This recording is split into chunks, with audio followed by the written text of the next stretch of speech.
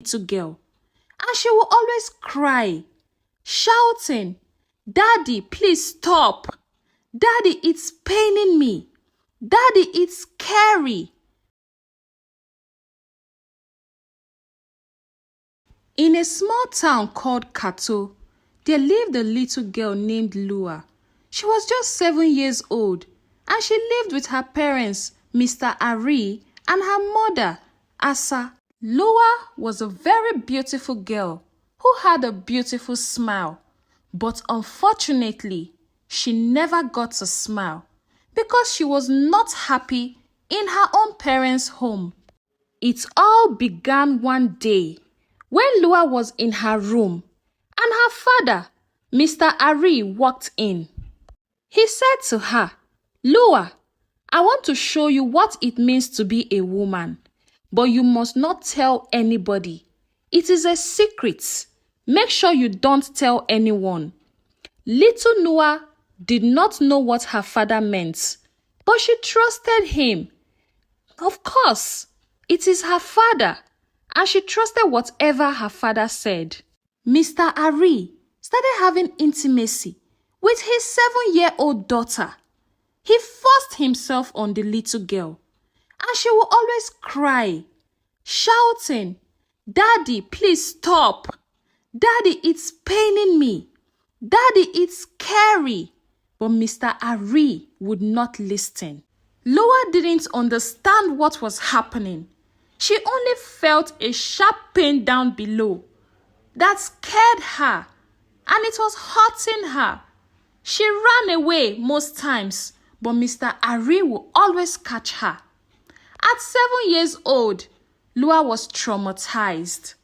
You must be wondering where Mrs. Asa, her mother, had been while this is going on. Stick with me with this story. Mrs. Asa owned a very big shop in the city. She owned the biggest fabric shop in the city where everyone comes to buy from her at wholesale prices.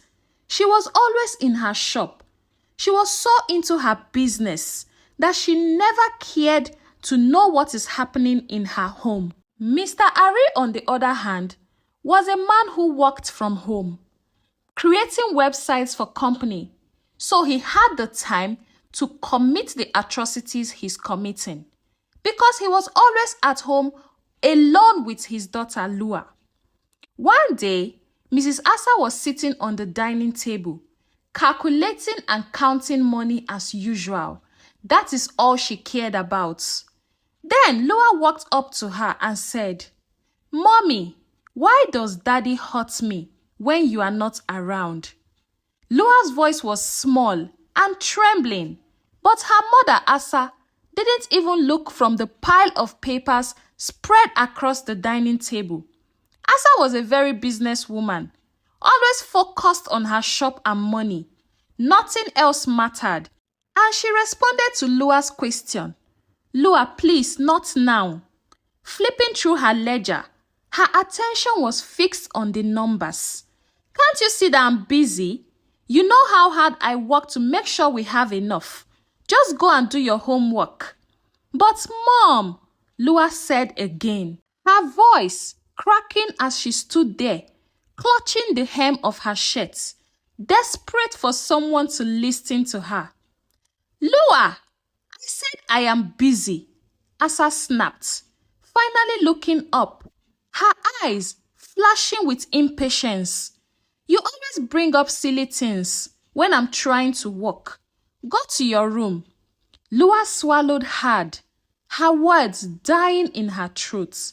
She wanted to scream, to beg her mother to hear her, but she knew it was pointless.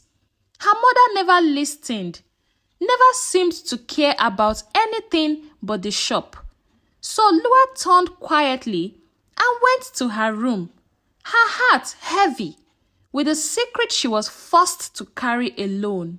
Mr. Ari continued to sneak into Lua's room every night, and whenever Madam Asa went to the shop, he always had his way with his daughter. He would always tell Lua to keep it a secret, that he was only trying to make her feel like a woman. And Lua would always say, "Daddy, but it is always painful. I don't like it. I'm going to tell mommy." And the father would always shout at Lua, "If you tell anybody, you will die. Do you want to die?" And out of fear, innocent Lua will say no, and she will keep it to herself. But deep down, she needed someone to talk to. She needed attention. She needed someone to express her pains and feelings to. Oh dear Lua, she wanted to talk to her mother, but her mother never gave her a listening ear. It was as if she was all alone in the world. Her father, who was supposed to be protecting her, was committing all of this with her. And her mother, who was supposed to be her guardian angel, was never available for her. One evening, Lua was sitting at the staircase, crying, her eyes swollen. She had gone to her mother again, hoping, praying that this time Asa would listen. But it had ended like all the other times. "Mom, can I talk to you? It's about Daddy," Lua had whispered, her hands trembling as she gripped the edge of the table where Asa was counting her money. Asa didn't even look up. "What is it now, Lua? You are always complaining about something." Lua's heart pounded in her chest. "It's about what Daddy does when you are not home. He. She couldn't bring herself to say it. The words felt like they would burn her throat. "Lua, I don't have time for this," Asa said sharply, slamming the pile of cash down on the table. "You are always making up stories. Daddy works hard to take care of us, and you're just trying to cause trouble, you little brat." "But Mom, please," Lua's voice broke, tears streaming down her face as she begged her mother to listen. "I said enough," Asa yelled, her patience snapping. "If you are not happy here, maybe you should go live somewhere else. Stop being so dramatic. You're just trying to get attention." Lua was turned into silence. She felt the walls of her world closed in on her. No matter how hard she tried, her mother always shut her down. No matter how much she cried, Asa never believed her. The one person who was supposed to protect her couldn't even see her pain. The next morning, Lua sat at the breakfast table, her eyes dull and lifeless. Asa was already dressed for the day, her bag packed with other slips and money. "Make sure you behave today, Lua," Asa said, kissing the top of her head, absently, not even noticing the tears brimming in her daughter's eyes. "I have to meet an important client."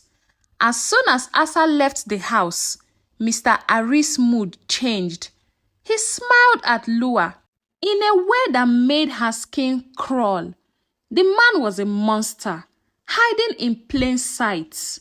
Weeks went by, and the same pattern continued. Lua tried to tell her mother again and again, but Asa was too consumed by her business.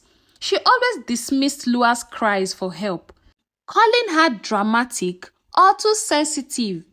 Every time Lua tried to speak up, Asa would say things like, "Don't you see how hard I'm working? You are lucky to have a roof over your head, Lua. Stop making up stories."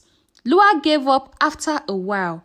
She stopped trying to talk to her mother, stopped hoping that anyone would save her. She retreated into herself, becoming quieter, her laughter fading into silence. Things grew worse for Lua until one day, Asa finally caught a glimpse of the truth. She returned home early from work, something she never did, and found Mr. Ari in Lua's room, doing the very thing Lua had tried to warn her about. She met her husband, Mr. Ari, having intimacy with her 7-year-old daughter. Asa's world crumbled in an instant. She screamed, pushing Mr. Ari away and cradling Lua in her arms. For the first time, she realized what her daughter had been trying to tell her all along. Asa called the authorities, and Mr. Ari was taken away. In his defense, he said Asa was not always available for him. Asa was always busy with her business, and he needed companion and company.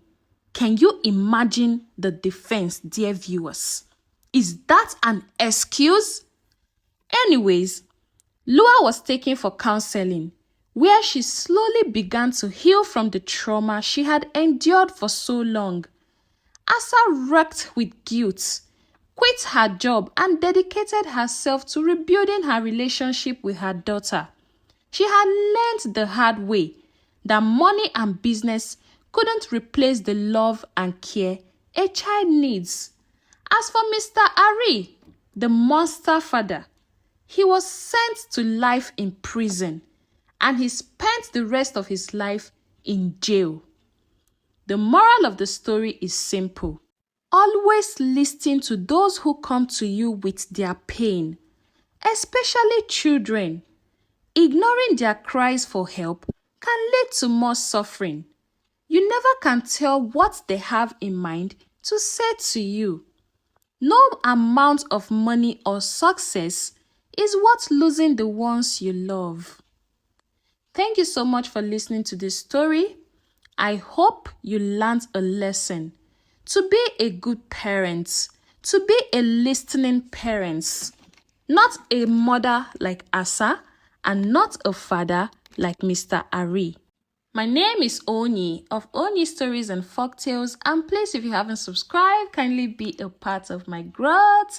Please kindly click on the subscribe button, turn on the notifications so when I post more stories like this, you'll be the first to get them. And if you're a returning subscriber, hey, thank you so much for listening to my stories. I really appreciate your support. And if you can still hear my voice, it means you watched the story to the very end. You're the real MVP. Thank you so much. I do not take your support for granted. See you in my next video. Bye-bye.